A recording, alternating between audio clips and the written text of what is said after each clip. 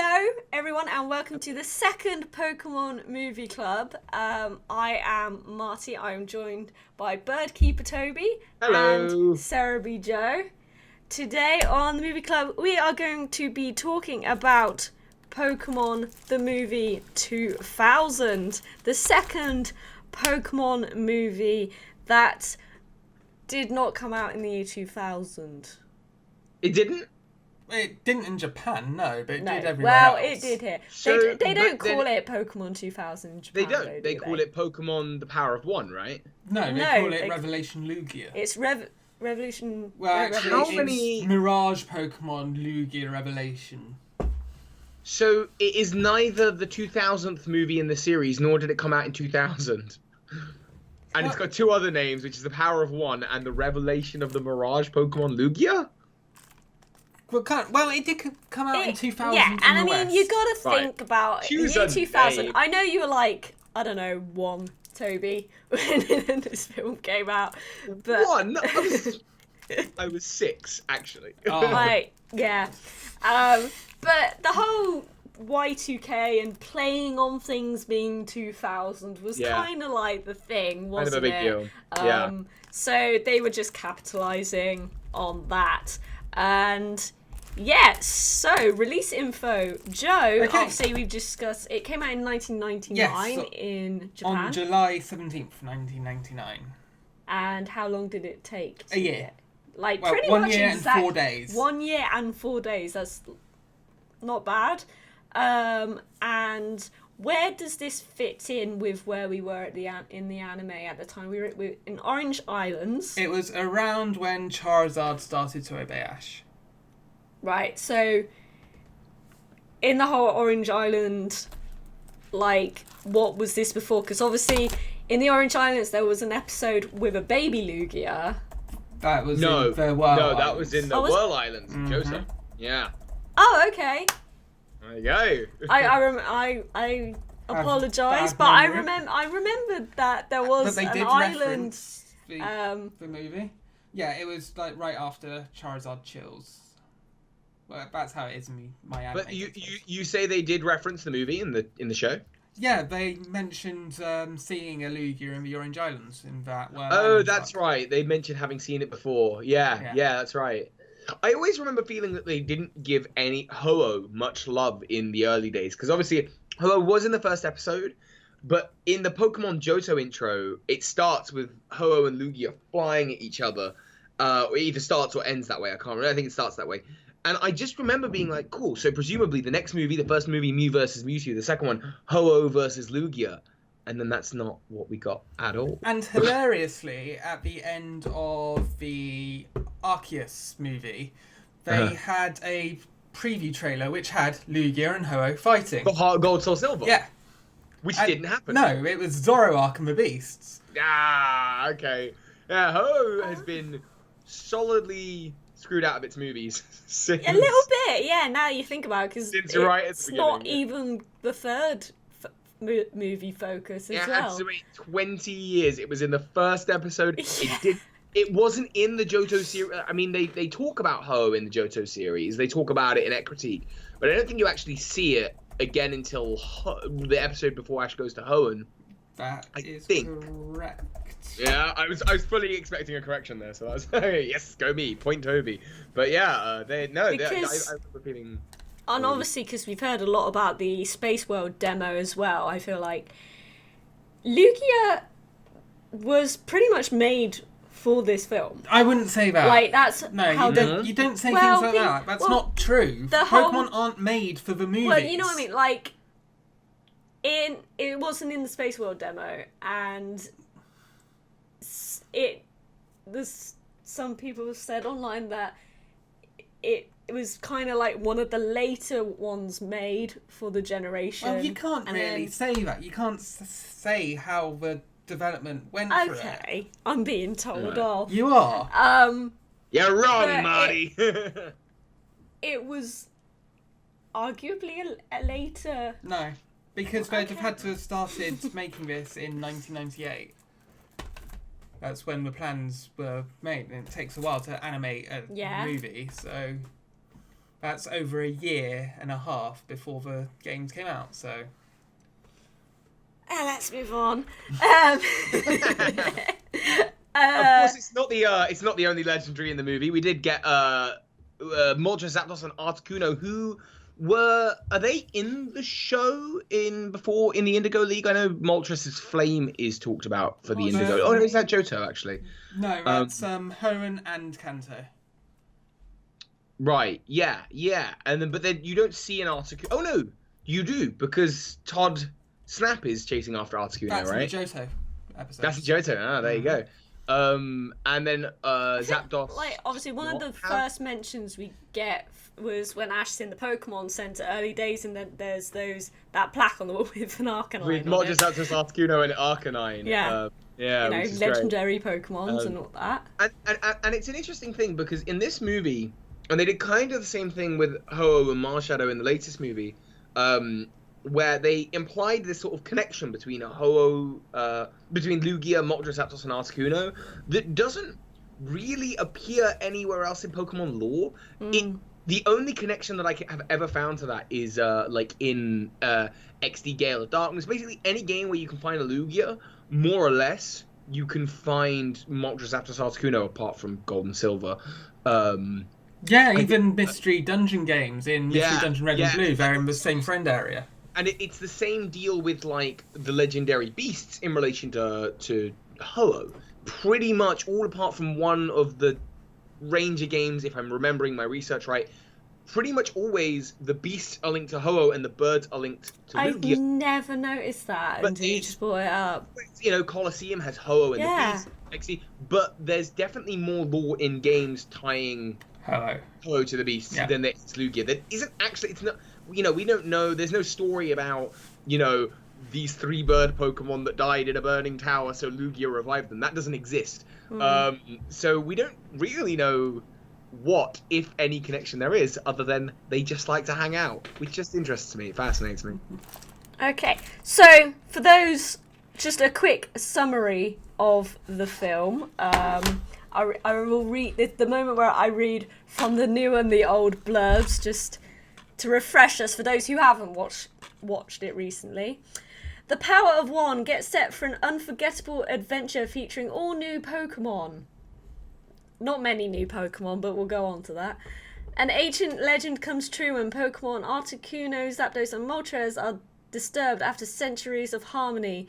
As the very forces of nature come unbalanced, life on Earth depends on the unlikely teaming of the mythical Pokemon Lugia and mysterious Chosen One foretold in the legend. Can Ash Ketchum summon the courage to save the day? See how one person can make all the difference. And the new blurb. The adventure oh no, that's the first one. Just one person can make a difference. In the Orange Islands, far south of Kanto, a trainer named Lawrence is on a sinister quest, catching the legendary Pokemon Articuno, Zapdos, and Moltres in an attempt to awaken Lugia, guardian of the sea. When Ash and friends arrive, the islanders ask him to gather 3 elemental orbs from different islands. As the weather across the world goes out of control, it becomes clear that the capture of the legendary trio They're just spoiling the entire plot here. Thrown the environment out of balance. With Lugia's help, can Ash find the orbs, restore the balance, and be the chosen one that everyone turns to? Well, we don't need to see the movie now.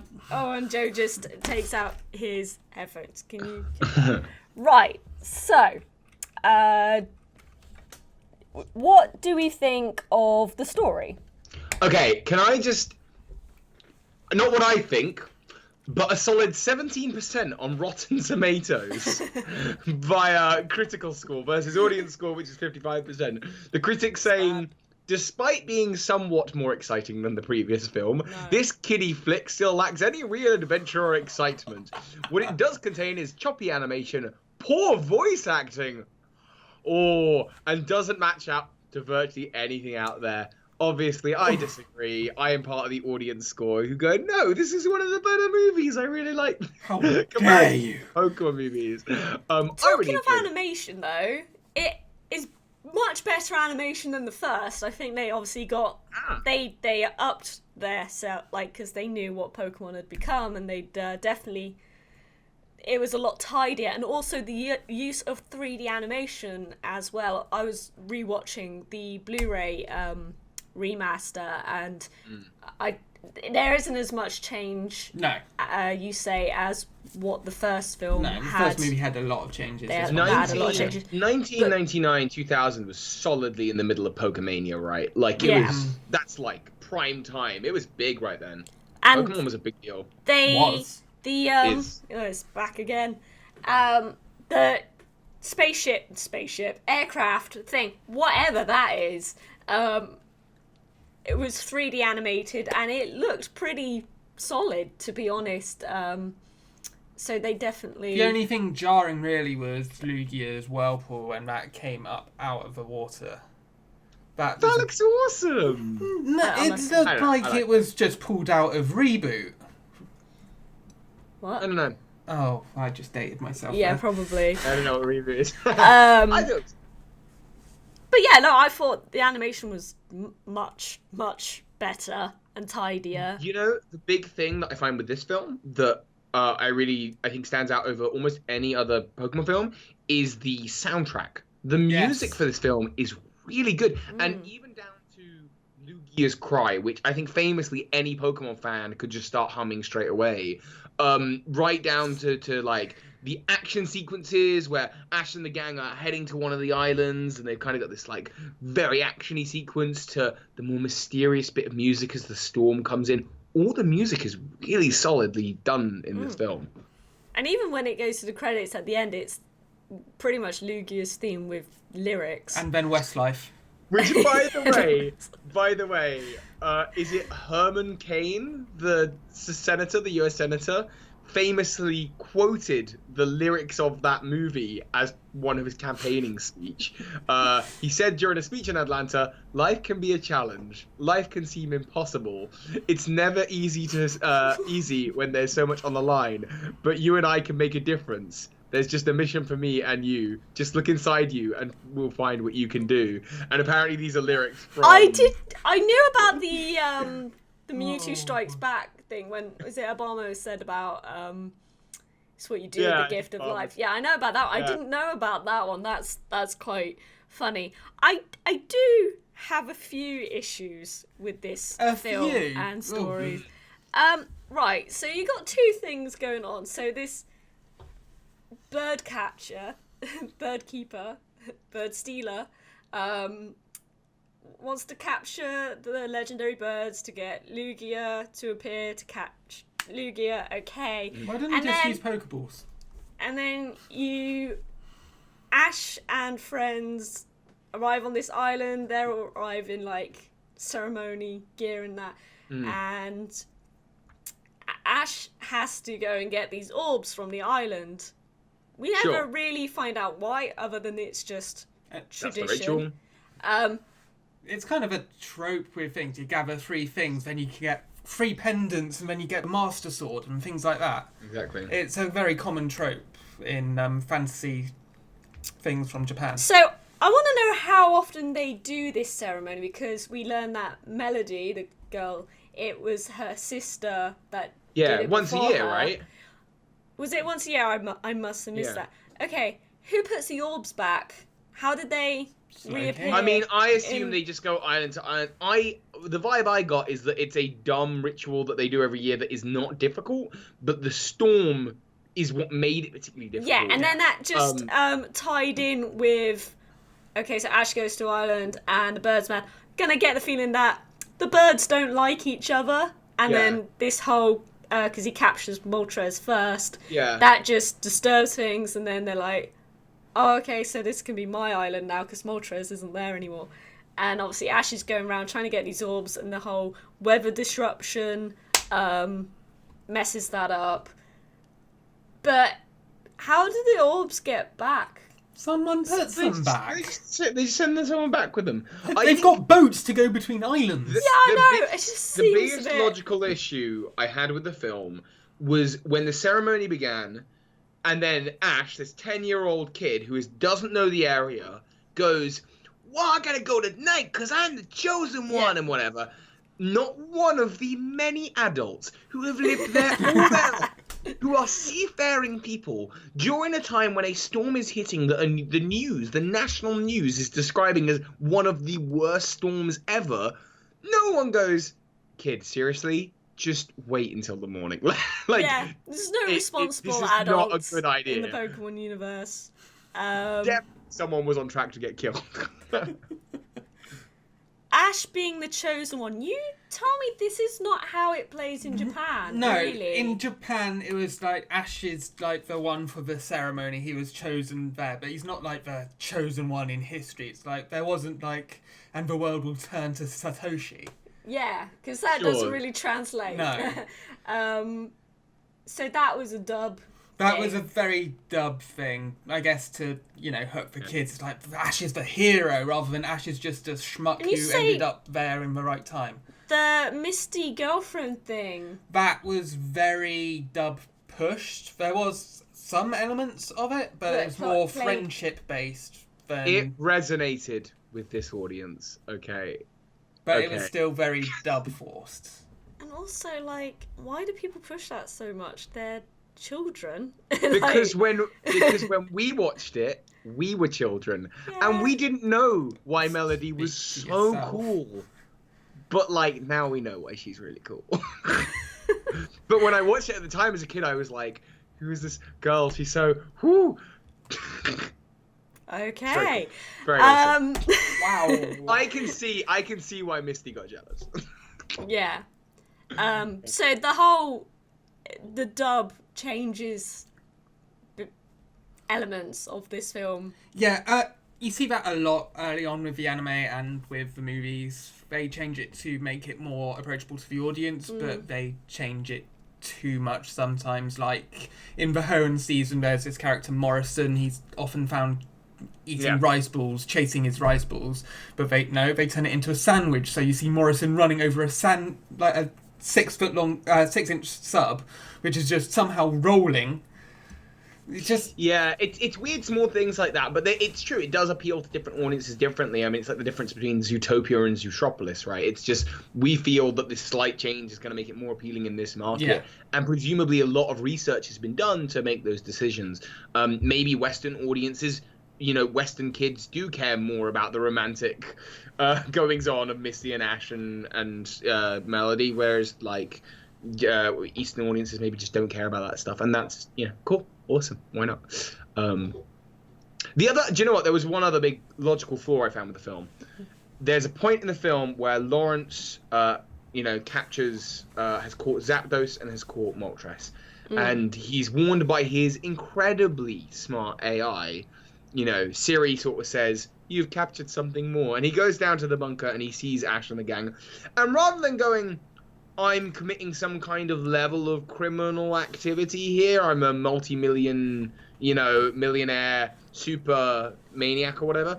Rather than going, "Cool, I'm gonna like kill you or chuck you off my airship now or get rid of you." He's just like, "I'm gonna go do something up in the office. You good? You good here? Right?" And then he leaves them to break them free. And he just leaves them. Yeah. And he knows they're Pokemon trainers because they're like, "What kind of Pokemon trainer are you?" And he's like, "I'm not a trainer, young lady." And it's like, what? That was dumb. Yeah. You have cages. Put them in a cage. Yeah. That was really shit. And then they break them out. And they... Yeah. It's exactly what happened. He deserved that entirely. And he's so lucked out. The idea that his airship crashes, no one gets hurt. He doesn't get hurt. And not only that, but it lines up so that his cannon is in view of where Lugia's going to be later. It's like, dude lucked out big time for that one to happen. You kind of forget about that part because like it all like crashes and everything, and then there's whole big battle scenes, and then he doesn't really. I don't feel like Lawrence grows much as a character throughout the thing. He kind of. He's there at the beginning, and he is the thing that disrupts the whole thing. Yeah. But after the airship crashes, other than firing that one thing at Lugia, he doesn't provide anything. And yet at the end, he talks about. There's a little moment in the dub where he picks up his Mew card, which is such a cool feature of the movie. We'll talk about that. But he picks it up and he says, "Oh, I'll begin my collection again." it sounds like he's just gonna go off and rebuild his airship and start again. Then he's like, well, my collection's fallen apart, but I still got my Mew card. I guess I'll go catch some other legendaries. I half expect him to show up in a future movie at some point. Like, that would be cool. Yeah, that would be a good throwback. He didn't learn anything. He just okay. I mean, why not have brought him back in the Power of Us? You'll see why. Oh, okay. Because I've actually stayed away from. Anyway, Power of Us is for a later show. Yeah, that Mew card thing was cool. I'm glad you brought that up because it is one of the many things, because the ancient Mew card is so differently designed. It was such a rare, quote unquote, playground thing where people who have been lucky enough to see the movie, I have this Mew card and it has a special back. It looks different. They've never, I think, has a card been that quite dramatically different. And they have these things, and then it makes you feel when you watch the movie like, oh, this is something from in the Pokemon world. I can start my collection, I can get rare Pokemon, and I exist in the Pokemon world. It's like a real thing, which is awesome. Did you notice on the telephone thing as well, at the bottom was the icons, the grass, water, like all the TCG ones, that's quite common. In the original anime intro in Japan, they're all used. But yeah, the ancient Mew card, it's just like a hilarious thing. How did you get that ancient Mew card? Like, how was that you even go to the cinema. Was that for a second movie distribution? Yeah, and in Japan that happened, and it got so big, it got so rare. People were spending literally thousands of pounds to get that card from Japan. Nothing. And then a year later, the movie came out in the West, got ancient Mew cards, they were everywhere. It's like, how gutted would you have been if you spent thousands of pounds on it? There are definitely different versions of it, like in the same way that you have like Shadowless Space Charizard versus regular Charizard. There are definitely some really rare versions that I've seen going online for high prices if you've got it PSA graded and all that stuff. I bought mine off Chaos Cards. Yeah, I'm maybe 5-6 years ago. I got mine really going to the cinema. I didn't and it's even still in realise good condition. But mine's still in the plastic. Oh, mine's not. So I didn't know. You've got more than one actually. You can still buy them in the plastic very cheaply. Yeah. You can still buy them. So they didn't really get that rare, did they? No.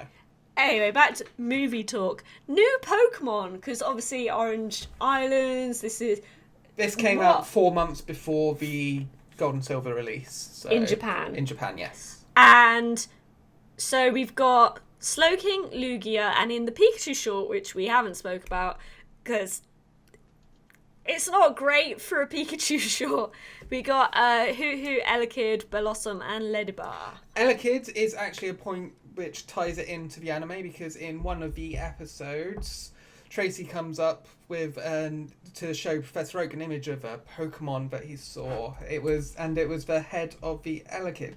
Let me just check which episode that was. And was this before we had seen Elekid officially? Okay, I didn't jot that down because it wasn't actually in the... But yeah, I think it was more as a promotional tie-in. I mean, I imagine Elekid had been revealed in Koro and that to promote the anime. Okay. That's interesting. I'm looking at that image right now. That's really, really cool. So we got... and Bellossom... this would potentially been the first time we saw Bellossom, yes. Bellossom, Ledibur.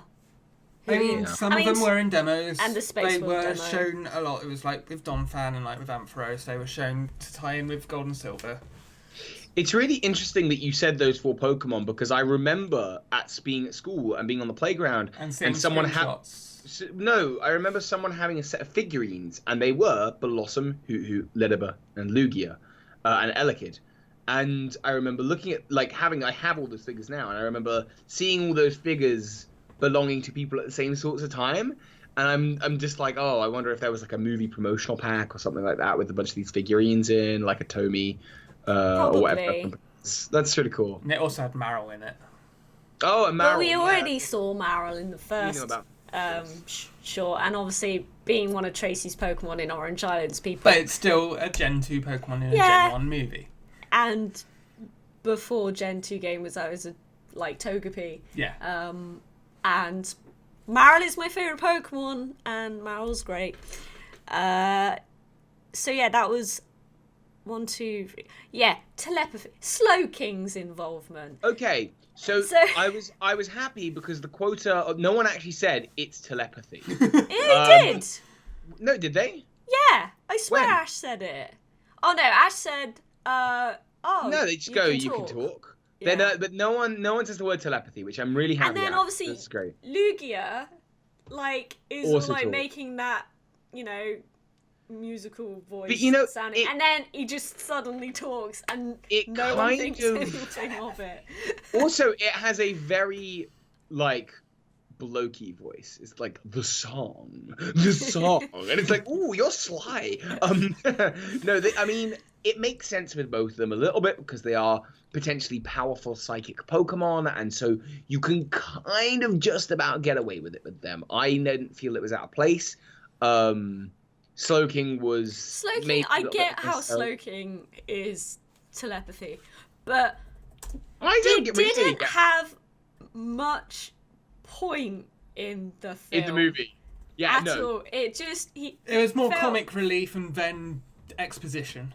Because obviously, was this the first time we saw Slowking? Yes, then? it was. So- Then again, it was in various demos, so it was known about. But it's the first time it was in the anime. It was like one of the main. It seemed like an somewhat unnecessary Pokemon in the film. I assume it's Yeah. mostly there for the sake of promotional. Yeah. You know, Hey, look, promote- another new Pokemon. And it evolves from Slowbro. What? Something you already know about. Slowpoke, rather, yeah. Fun That's cool. fact about Slowking: there was actually a small 4-minute special on New Year's Eve 1999 called Slowking's Day, which featured that Slowking just going about his day just around Shamuti Island, just meeting up with various Pokemon. And very few people outside of Japan have seen that or know it exists. I didn't know it existed before we start the show, and Joe but mentioned It it. is on Cerebi.net. And it is on Joe's website if you want to learn more about that. But no, the thing where Lugia was all like growly and making noises, and then it just suddenly spoke, it's like, okay. that just threw me a little bit. I definitely thought all the underwater scenes of Lugia kind of stirring in the water looked very cool and helped build up hype towards it.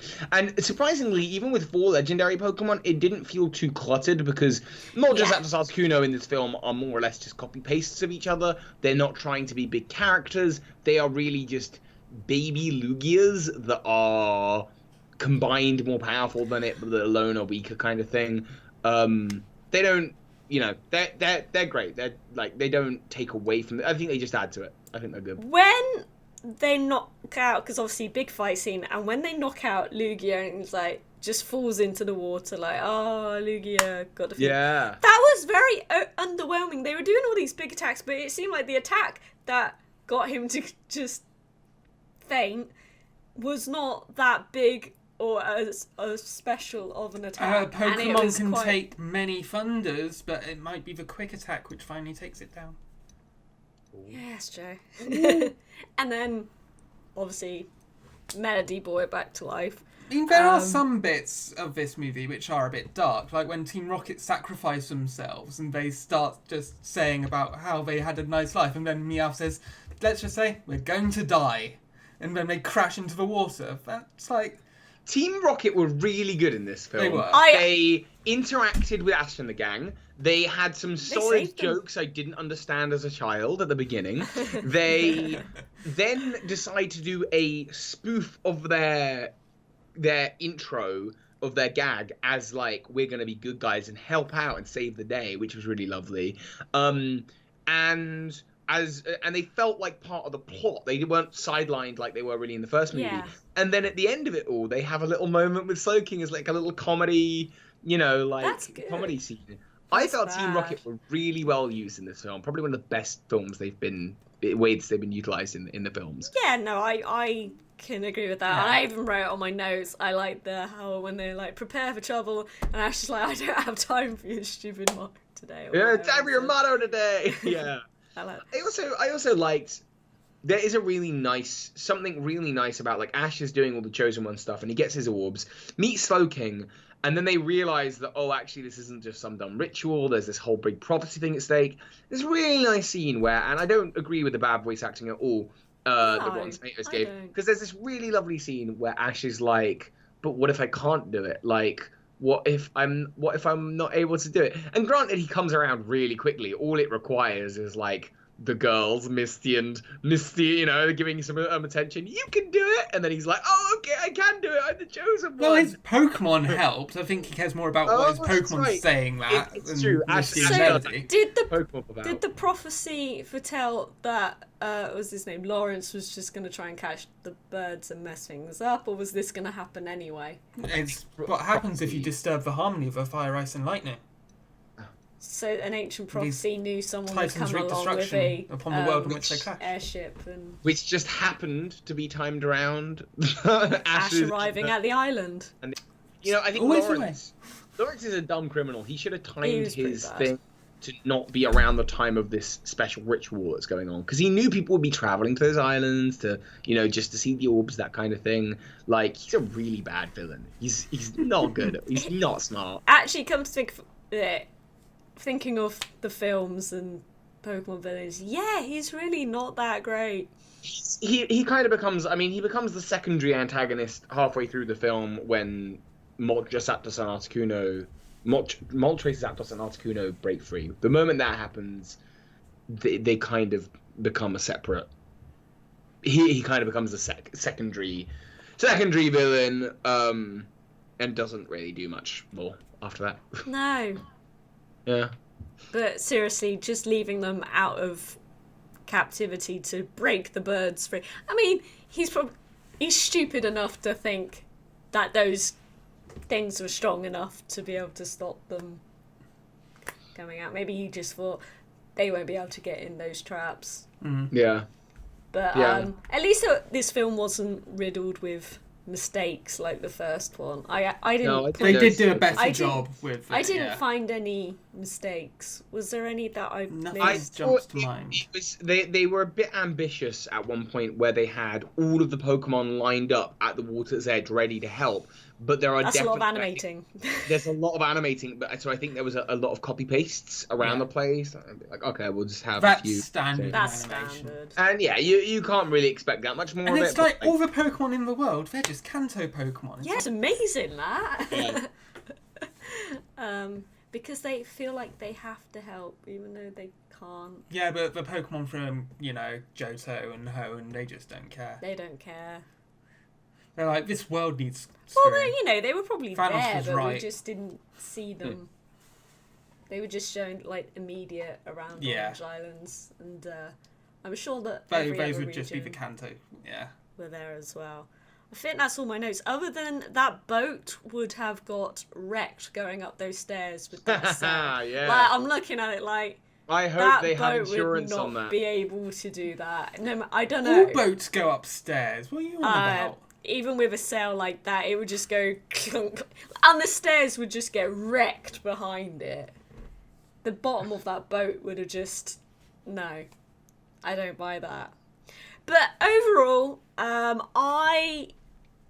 Marty doesn't like this movie. No. Why? Well, hang on, you've just been singing its praises for the last... Have I though, really? Okay, so why... Just comparing to other Pokemon films, I just don't know. I just don't feel it as much. I can't really give a reason why. I love the first one, and I love the third one. I watched a lot. I mean, I had the 3 of them on video, and I used to watch my videos a lot when I was a kid. It is one of my top movies, but I guess I've got a bit of nostalgia for it because it came out in Japan around when I was getting into Pokemon and I was learning about it, and as the site was progressing, it was like the movie of the now, so... Why don't I have nostalgia for this film? Because you've got memory issues? Well, I do, but... You know, there's some cool things, actually. When Alola was getting announced and we were fishing for every bit of information we could, what we found interesting is that... in this movie, there are a lot of Tapu like structures as Tapu Koko. Lots of features that look very similar. Of course, that's because the island, I think, was quite inspired by Polynesian culture, which is a big inspiration for the Alola region and that kind of thing. But certainly it was a big fuel for like, oh, there's going to be a good Pokemon theory here, a little bit of lore. And so it kind of regained some interest for me a couple of years ago when we were doing all that stuff.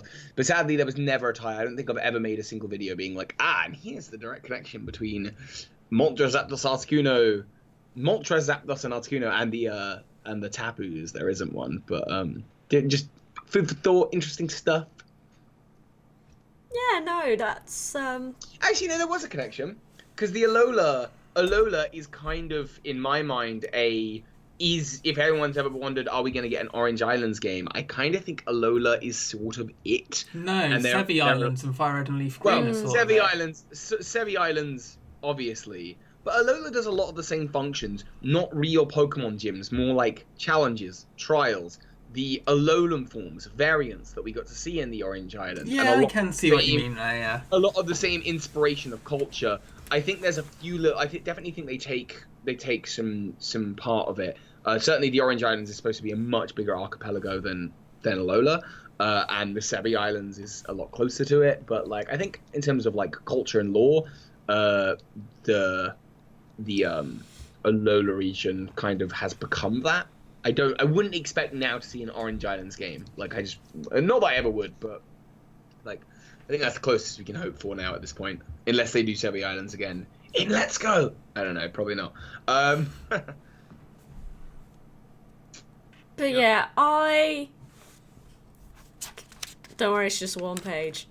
I don't know. I was child when this film came out. I had it on video, and in the original 3 films, this one just did not. I mean, I almost fell asleep watching it again, but that might just be me being type. I just got a bit bored. I just don't know what it is about it, and I think the Pikachu short as well isn't one of the most memorable. All I can remember... It was the first time the West actually saw an animated Dragonair outside of a Pokerap. What a fountain of knowledge you are. No, I remember that Dragonair flying and being like, oh, that's kind of graceful, I like that.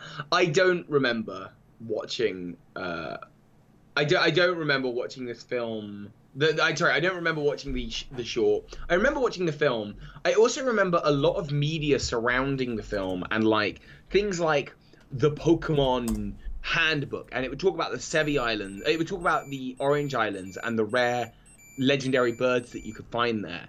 But that isn't a thing. You can't. The Moltres, Zapdos, and Articuno don't appear in the Orange Island series. They just appear in the movie and that kind of thing.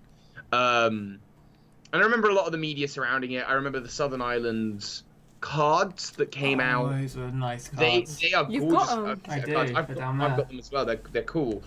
And they came out around the same sort of time, this late Kanto, early Johto era, and I think the Southern Islands and the Orange Islands are all pretty synonymous. And I remember it was just a really exciting time for Pokemon where you had your Marill and Elekid and Blossom and all this lot, and there's this kind of new emerging region of Pokemon show, and it was like, cool, this is the future of Pokemon. It was this nice transitional period. Orange Islands really was smack bang in the middle of the Pokemon. Yeah. It really was. While they were extending out Kanto a bit longer and not quite sure when they were ready to jump to Gold and Silver. There's something quite magical about this film and this time of Pokemon in my memory. Like, the next film is, the movie 3, is definitely a Johto film, and the previous one is definitely a Kanto film, and this one is just love. It sits in the middle in this nice transitional period. I love it. I think it's great. I guess it's because I didn't really think much of the Orange Islands, though. Yeah? Not, like, I can remember much more of Kanto, much more Johto. Orange Islands? Yeah, I watched it, but I can't think of as many episodes that really stick. How many episodes are in Orange Islands? 32. So it's not actually that many. I don't know, but personally for me, this film, it's okay. 35. If you're a kid, great. If you watched it at the time that it was in cinemas, in the whole Pokemon 2000 hype, yeah, great. But watching it back now, there are definitely much, much better films. I cannot rate this one high. Fair enough. I don't know. I think you're being not harsh or anything. I just think, I mean, I don't know what films you're thinking of, but like, there are much better films. The Pokemon movies for me, the earlier chapters is definitely the most solid one for me. By the time we get onto Hoenn, there's only really the Lucario and Darkrai movie that I love.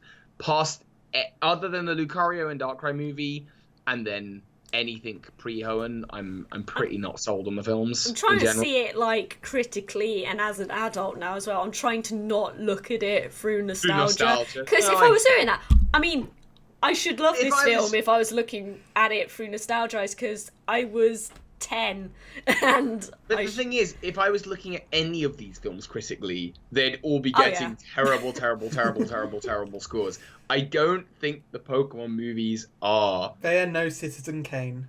They are not well-made movies. They are just fun. And so you do have to, and I get the feeling, I think like this with Doctor Who as well. I don't think too much about it because that kind of ruins it, because you can find faults with a lot of things and things that don't make sense. So you got to take it for what it is. And yes, at the end of the day, it is a film for children.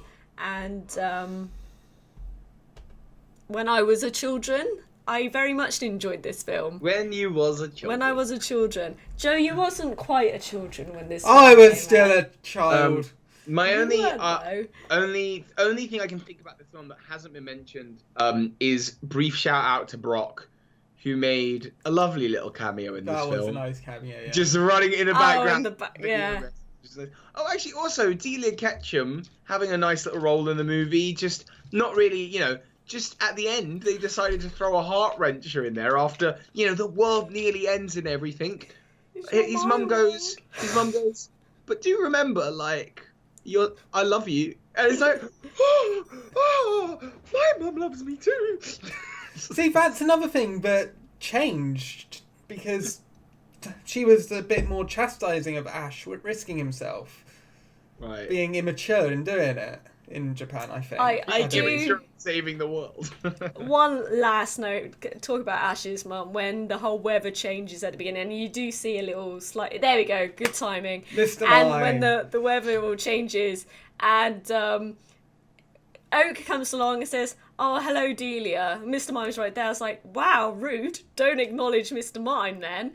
And then it starts raining. Mime runs in, gets an umbrella and just holds it over Ash's mum. I was like, yeah, Mr. Mime, because Oak didn't, acknowledge you at all. Like, just let him get wet. Well. That's such a funny scene, because they're literally talking about the weather. And they're like, "Oh, hello, it's such a nice day." "Well, yes, it is the weather for it." It's like going, "Hey, who knocks at the door?" It's like you're just, this is, they could have been talking about anything else. Like, "Oh, hey, Delia, did you see the news?" They were talking specifically about the weather, and I just thought that. And then the weather changed. And the weather changed. I thought that was I don't know. That might have been different in the dub. That might have just been for us. I'm not sure. We'll never know. I haven't researched that bit. We will never know, and it doesn't really matter. But yes, Joe, you haven't really said overall how you feel about it, because you were a little bit older at the time. I do think it is part of due to the nostalgia of starting up my site around when it was, big, 19 years ago. And it was almost Sarah B's birthday. Yeah, Sarah B's birthday on Sunday. Yay. Sarah B's birthday on Sunday. Hey, right. 19 years old. Wow. How about that? What are we watching next? Right. The straw poll is in. And the next film we will be watching is, let me just reset the page, with 38 votes, 46% of the vote. The third movie, The Spell of the Unknown. We weren't going to be doing this in order, so it just so happens we're doing the first three in order. Which is very useful. Which is very useful, because we've got this here. Yes, the third movie, featuring Entei and the Unknown. If that is what you wish. that is what the voters have wished for. Hot we have doggo. condensed the vote down for future votes. I did mention this in the pre-show, but I'll put it on here as well. We thought 20 films to vote between was a bit much, so we're going one per arc, and we're not going to be looking at the Miramax produced films because they're slightly more hard to get DVDs and consume and watch legally, but everything else is pretty much out there and on Blu-ray, DVD. So the choices for this vote were Spell of the Unknown, The Rise of Darkrai, Diancie and the Cocoon of Destruction, and Black and White. So basically the Victini first Reshiram. movies of the second, fourth... Yes, that's how Sixth I've and fifth decided generation. to put them in. So when Spell of Unknown goes, I don't know what I'm going to put in that slot, to be honest, because we've now done that trio. We'll work it I'll out. figure that out. But yeah, The Rise of Darkrai, this vote was very, very close. And it ended with 29 votes. They were neck and neck for most of the last 24 hours. It's only been in the last hour. The Spell of Unknown has just about won. And that will be on November 2nd. It'll be on November 2nd. Set your Friday. calendars. It's a Friday. It is a Friday. It's a It's Friday. also the release of Lost Thunder for the TCG. Yes, Friday, November 2nd, release day of Lost Thunder. Yes, that is only in 2 weeks' time. Obviously, November, with the release of Let's Go Pikachu and Let's Go Eevee. We're all going to be pretty busy mid to end of November. So November's one is going to be a little early. And then in December, I'll tell you now, obviously I wouldn't have to put a vote up, because in December, probably around mid-December, date to be announced, we will be talking about the new Pokemon film, The Power of Us. The Power of Us, Power which of Us. you can find tickets for, because select cinemas across the world are showing it. fathomevents.com, and type in your postcode and location and it will show you the nearest cinema that is showing the newest film. And there will be two, I believe most places are doing two showings. The 24th of November places are showing, and the 1st of Some December. are also doing the 25th of November. And some are also doing 25th of November as well. So go and buy tickets so we can all talk about that together, because I don't want to spoil it when we do the next show. So yes, that I believe is everything. Any final thoughts? No. No. So thank you all very much for watching. If you are watching this live on Twitch, stick around for the post show. What? Okay. And I will see you guys in a couple of weeks. Bye. Bye. Bye.